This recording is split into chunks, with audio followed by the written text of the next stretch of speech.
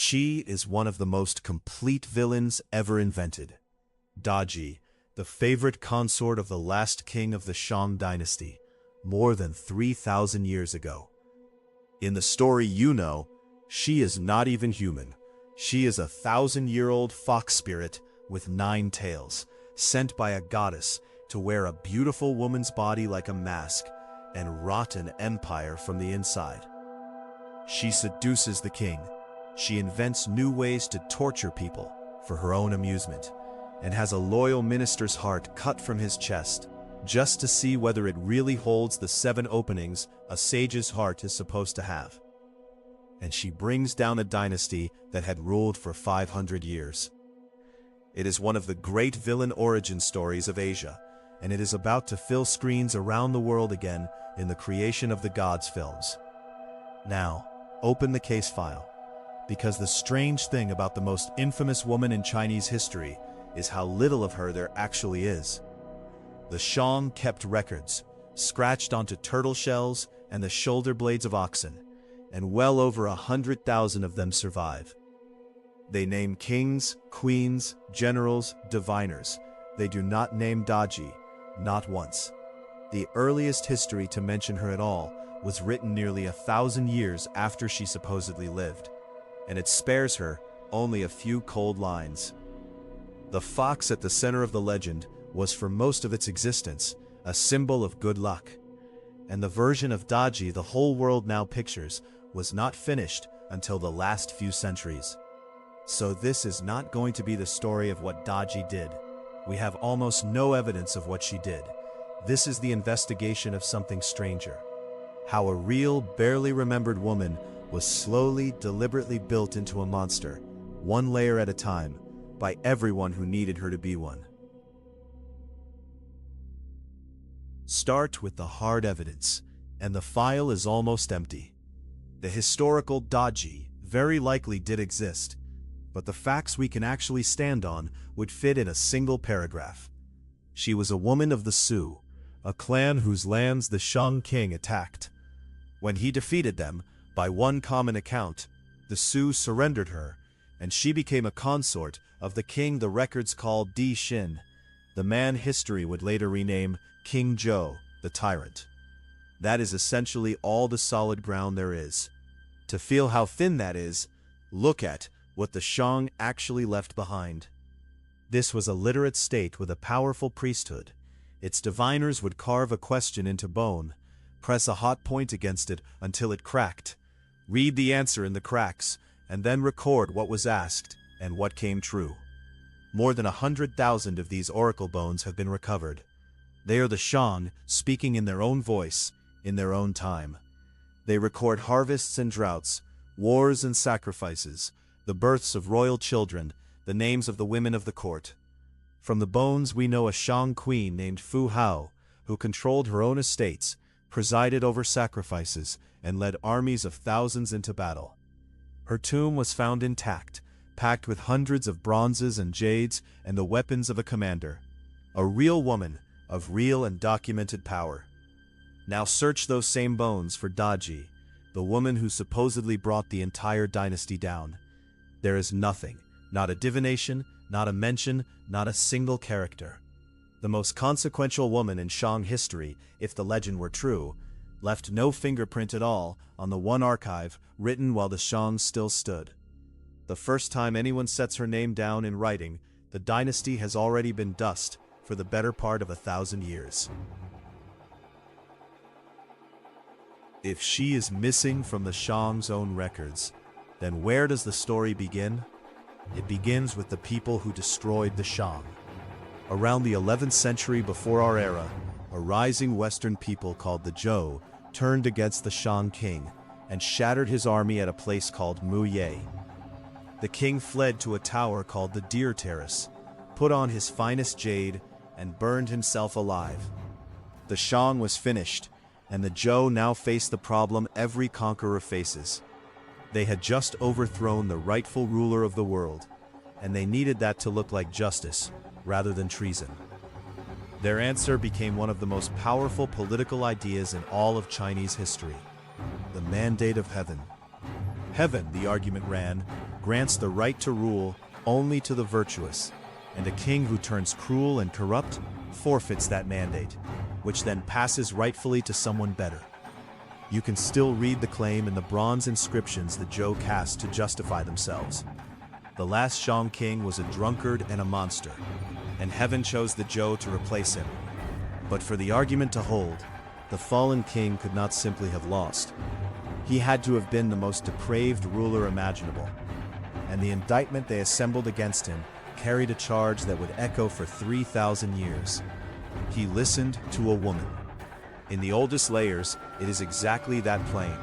The king heeded the words of his consort and turned his back on his wise advisors. Over the centuries, that charge hardened into a ready-made formula for explaining the collapse of any dynasty. A beautiful woman who bewitches a ruler into ruin. Daji was not the first woman cast in that role, and she would not be the last. She was simply the one the formula would remember best. The historian Sima Chen, writing in the Han Dynasty, set down the early version of the horrors.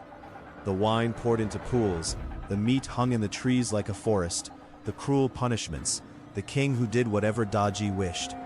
He gave her in all only a few sentences. Almost everything else you think you know about her had not been invented yet.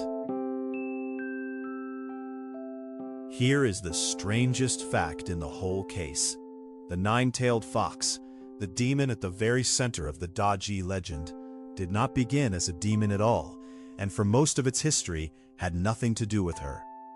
Its earliest appearances, in an ancient compendium of marvels called the Classic of Mountains and Seas, describe a nine-tailed fox simply as a creature of the far wild. And in the traditions that grew out of that, it was something close to the opposite of a monster. A nine-tailed fox was a good omen.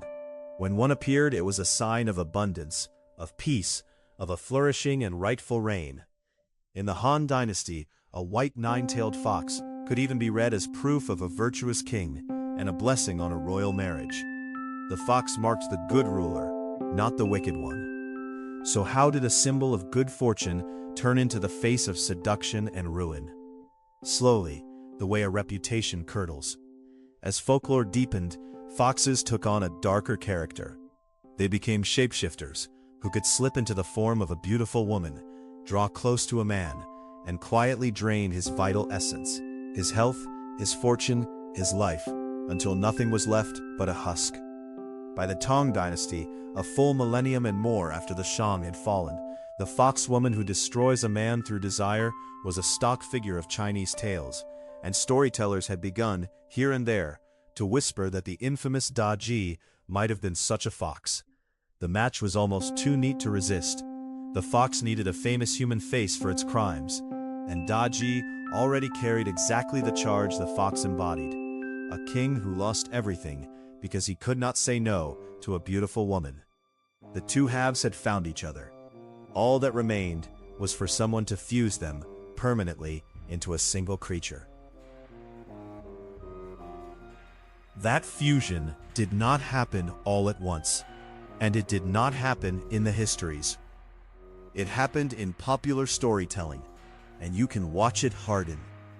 By the time of the Yuan Dynasty, a sprawling illustrated romance of the Shang's fall already presents Daji outright as a fox in a woman's skin, the supernatural explanation now fully attached to her name. But the version that conquered the world, the one the films draw on, was sealed roughly 2 centuries later, late in the Ming Dynasty, in a vast novel called Fengshen Yanyi, The Investiture of the Gods. It took the bare frame of the Shang's collapse and inflated it into an enormous supernatural war of gods, immortals, and magic, and it fixed the legend in the form we now recognize. In the novel, the whole tragedy begins with an insult. The last Shang king visits the temple of the goddess Nuwa, and struck by her beauty, scrawls a lustful poem on her wall. Enraged, the goddess decides his line has run its course, and sends spirits to hasten its end. One of them is a 1,000-year-old nine-tailed fox. The fox is sent to find the real Daji, the king's new consort, as she travels to the palace. And here the novel does something easy to miss, but devastating. the fox kills her. The real woman, whoever she was, is murdered on the road in the opening chapters, and the fox climbs into her body and wears her face and her name for the rest of the book. From that page on, the Daji in the story is not a woman at all, and everything the legend is famous for pours out of this novel. The pool filled with wine, and the trees hung with meat, the pillar of bronze, greased and laid over a pit of glowing coals, that prisoners were forced to walk until they fell into the fire. The loyal uncle Bigan, whose heart she demands be cut out on the pretext of brewing a medicine, because a sage's heart is said to have 7 openings. Each of these grew crueler and more elaborate with every retelling. And notice what the book has quietly done. The real woman is now erased twice over. First, she is written out of her own dynasty's records by the regime that needed her guilty. And now, in the legend itself, she is literally killed off in the first act and replaced by a demon. There is no person left to defend, and there is only the fox. From that sealed legend, the fox went everywhere. The Chinese fox spirit, the Huli Jing, traveled with stories and trade across East Asia, and took root in each new place. In Japan, it blended into the Kitsune, messenger and trickster and seductress by turns. In Korea, it became the Gumiho, the 9-tailed fox, often imagined as hungrier and darker than its cousins. These are not one creature, but regional branches that grew apart over centuries from the older Chinese fox spirit, each reshaped by its own folklore, and it is worth keeping them straight. But while the demon was spreading outward across the map, something quieter was happening back in the archives. Historians had begun to reopen the case. They noticed the pattern first, that again and again in the Chinese record, the fall of a dynasty is pinned on a bewitching woman, Daji for the Shang, and others for the dynasties that came after. A formula far too tidy to be simply true. They weighed it against the silence of the oracle bones, and the long gap of centuries between the woman and her reputation. They looked again at Fu Hao, the warrior queen the bones do record, and realized that women of the Shang court could hold genuine power.